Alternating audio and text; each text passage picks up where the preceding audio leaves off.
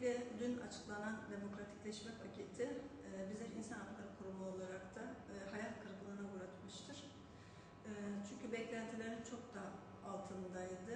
Seçim sisteminin değişmesi, yani baraj sisteminin 3 şekilde bölünmesi, yani daraltılmış bölge, geniş bölge şeklinde. Şimdi şöyle, kamuoyuna şöyle izah etmek lazım.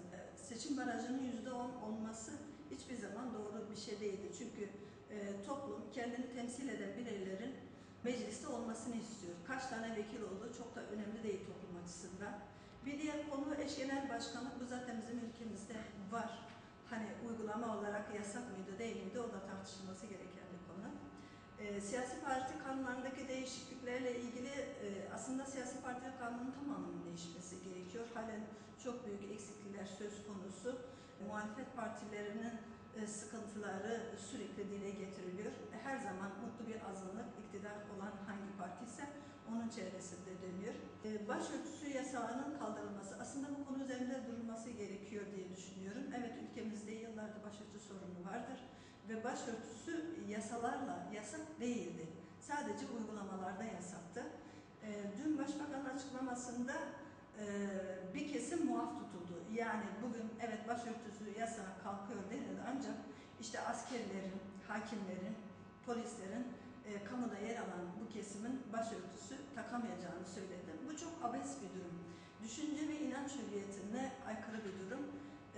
İnancından dolayı insanların başörtüsü takması, bunun hangi mevkide yer aldığı önemli değildir. Bugün inancından dolayı bir polis de başını örtebilmeli, bir hakim de örtebilmeli, bir savcısı da veya bir askeri de.